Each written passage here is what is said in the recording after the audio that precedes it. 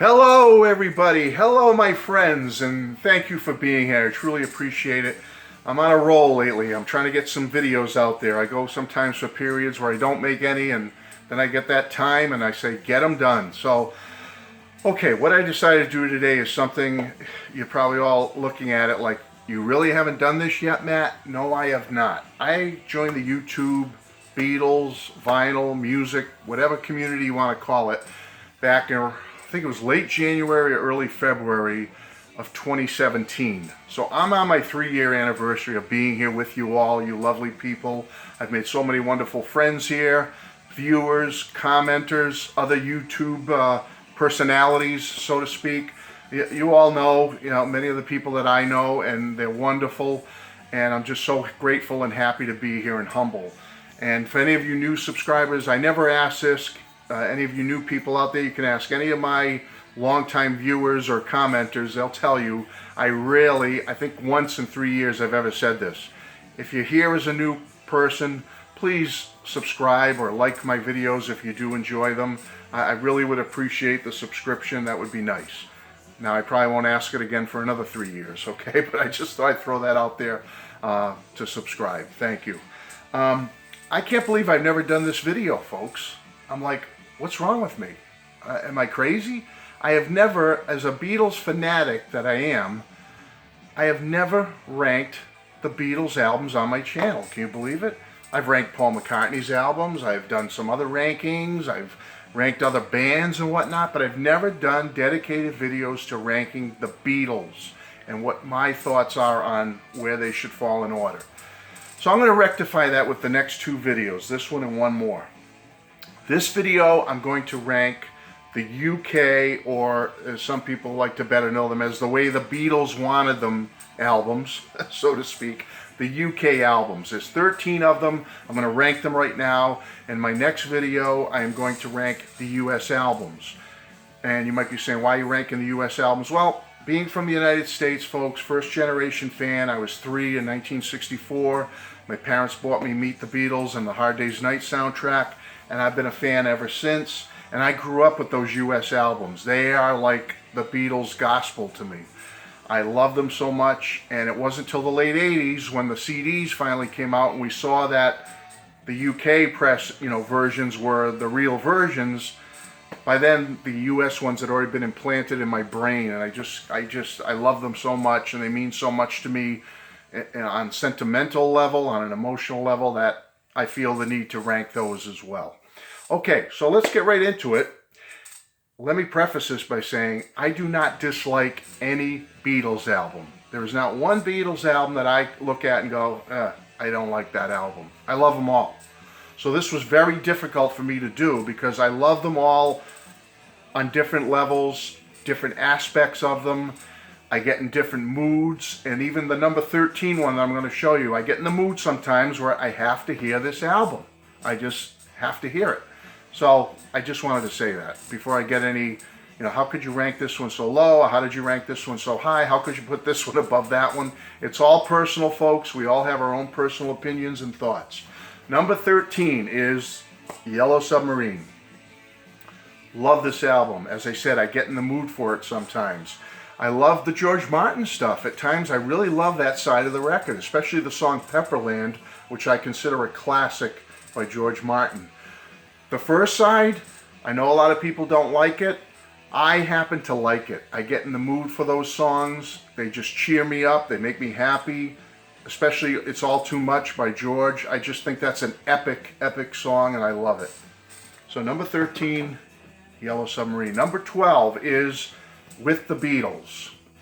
Again, folks, great songs, but there's something about the order of these songs and the way some of these songs I'm used to being on certain US versions of albums that I like this album, but just doesn't, it's just not one of my go-tos right away.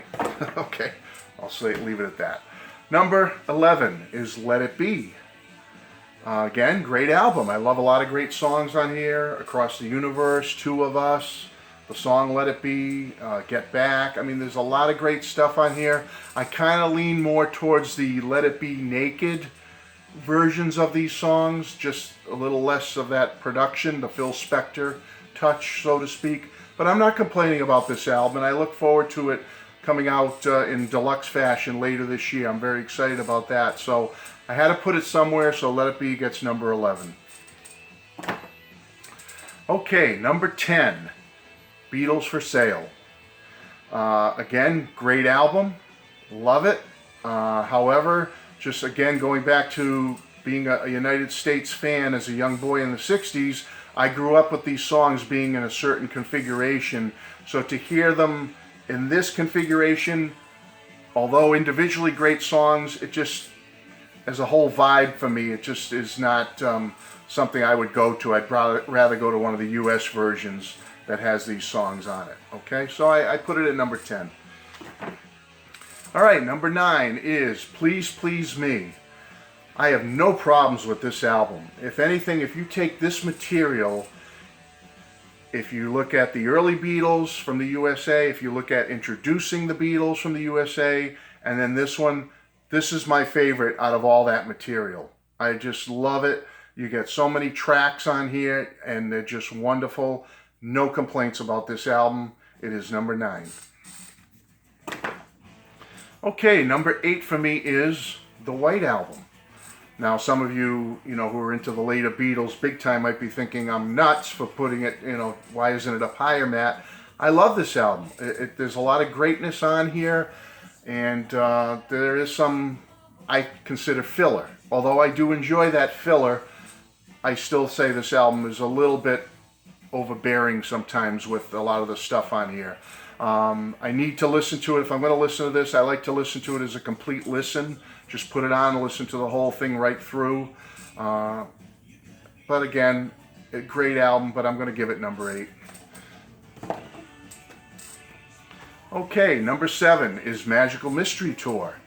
I love this album. I know it was thrown together and it came into the official UK catalog later on, but I think a great job was done with putting this together. You get the songs from the film, and then you get a bunch of the singles from that time period, especially Strawberry Fields, Penny Lane, All You Need Is Love, Baby You're a Rich Man. Great, great tracks, every single one of them. So I put Magical Mystery Tour at number 7. I truly enjoy it.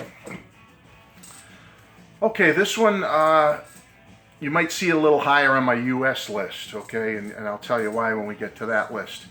But I'm putting Rubber Soul at number 6 on the UK releases.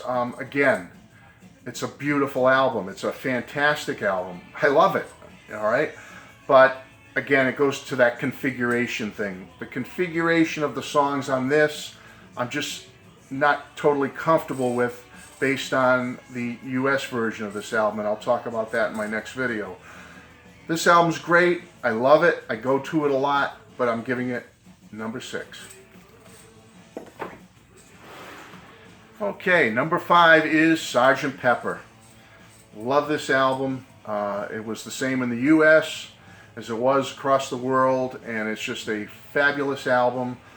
I'll always love it, and I really grew a new appreciation for it back in 2017 when the remix came out. When that remix came out, it really put this one over the top for me. I'd always loved it, but it went up a few notches for me. It probably wouldn't be this high before 2017, but after that remix, man, it's number 5 for me. Number 4 is Help. This is a fantastic album. You'll see that it sits so high on this list for me, but when we get to the US list, you'll see it's not quite as high. I think you know why. This is chock full of Beatles music. You get all the tracks from the movie, plus you get a bunch more that were not in the movie, but they just sit so well here. This is just, as a complete listen, this is a masterpiece. I love it. It gets number 4. Okay, the granddaddy of them all, their final recorded album is number 3 for me. Folks, I love this album. Love it, love it, love it. Okay, Abbey Road, I love the remix on it. I know there were some complaints here and there with the remix, but overall, I'm just so happy with the 3 remixes we've gotten so far. I'm really looking forward to more coming down the road. This one, I just love it. I loved this album before the remix. I loved it when I was a kid. I will always love Abbey Road. Number 3. Number 2 is a masterpiece in my mind. Hard Day's Night. Hard Day's Night is just this version of it. You'll see in my US list how things change a little bit. But in this list, again, going back to the Help album, you're getting all the movie songs from the soundtrack, and you're getting a bunch of other songs that are not on the soundtrack. When you put it all together, they're all Lennon-McCartney originals and of their early period. If you want to talk about the Beatles, like early period, middle period, later period. If we consider this early period Beatles, folks, this will always be my favorite of their early period. It is number 2, A Hard Day's Night. And I think you know my favorite of all time. Flawless. Flawless, flawless. Number 1, Revolver. The British UK world version of your Revolver has to be number 1 because it has all 14 tracks. It has the 3 Lennon tracks that are missing on the American version. And when you put it all together with all 5 John songs, all 5 Paul songs, 3 from George and the 1 Ringo, you can't beat it. This is going to be one of, if not the greatest album of all time, in my opinion. There you go. Number 1, Revolver.